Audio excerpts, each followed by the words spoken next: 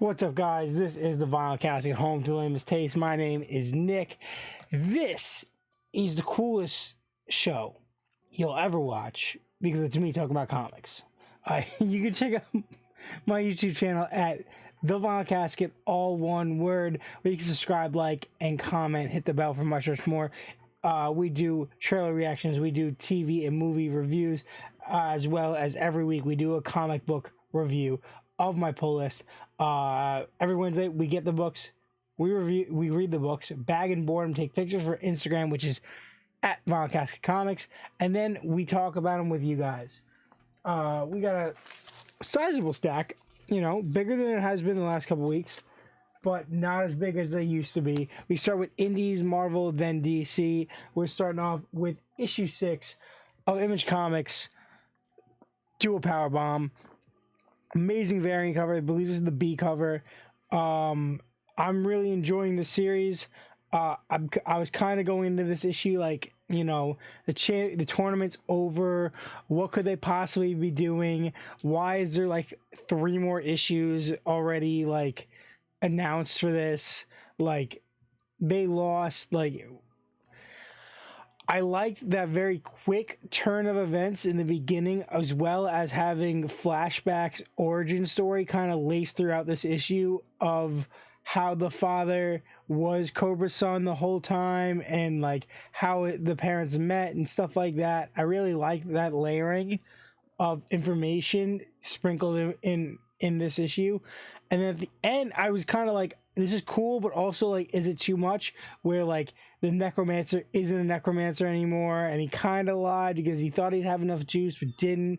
But hey, there's a solution. Like, you now have the chance to fight God to get your mother and wife back. So that was really I didn't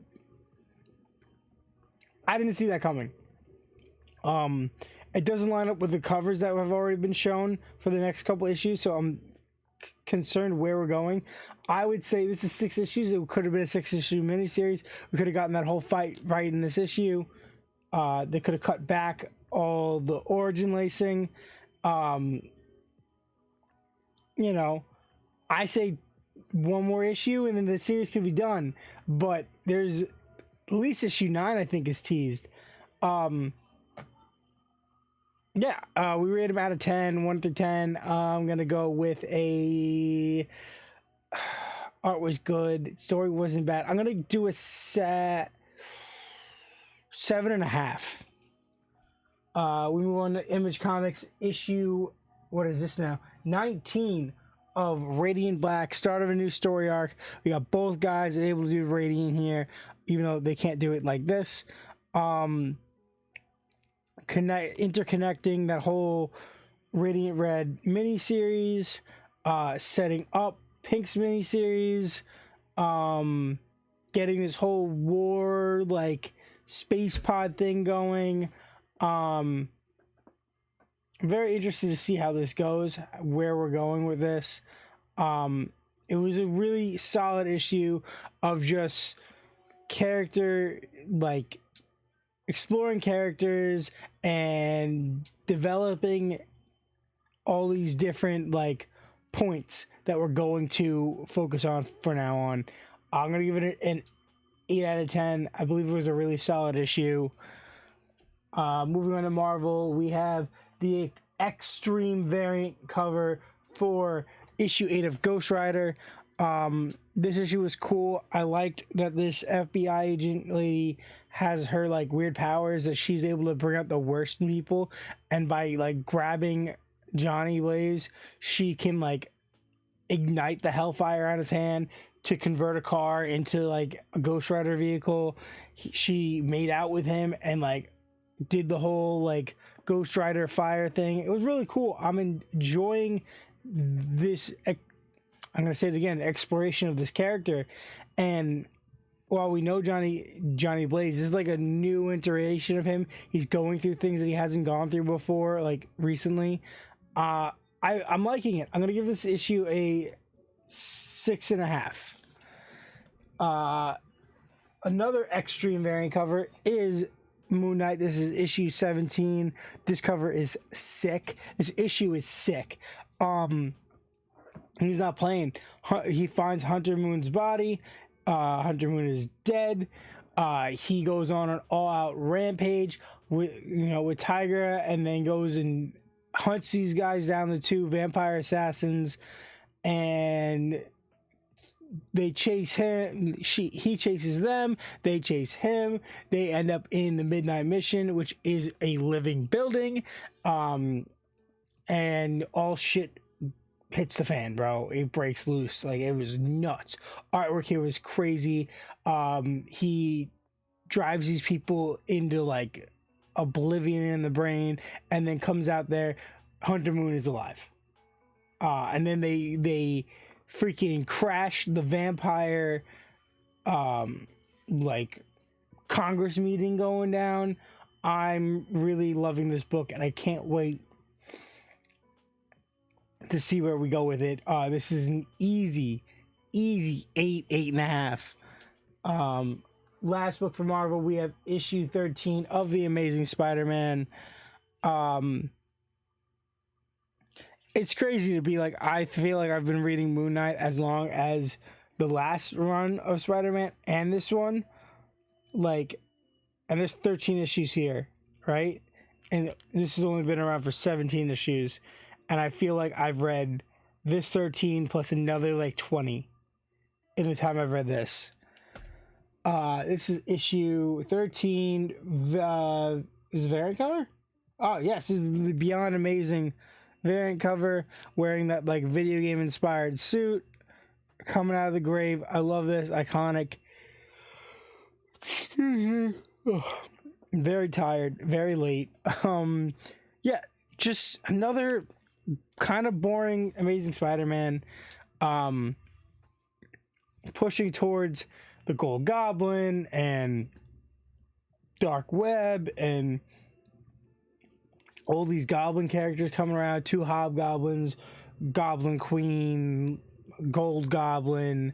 We're getting to something here, but it's just kind of okay. I'm gonna give it a 6 out of 10. Moving on to DC, we have issue 12, cardstock cover of Batgirls. We kind of end the storyline, the plot arc here with not only taking out Riddler and Firefly, but also Firefly, right? Was that Firefly? But also taking on was it Mr. Fun? I enjoyed that whole conclusion. I thought it was a nice way to wrap up the arc that's been going on. I really liked that.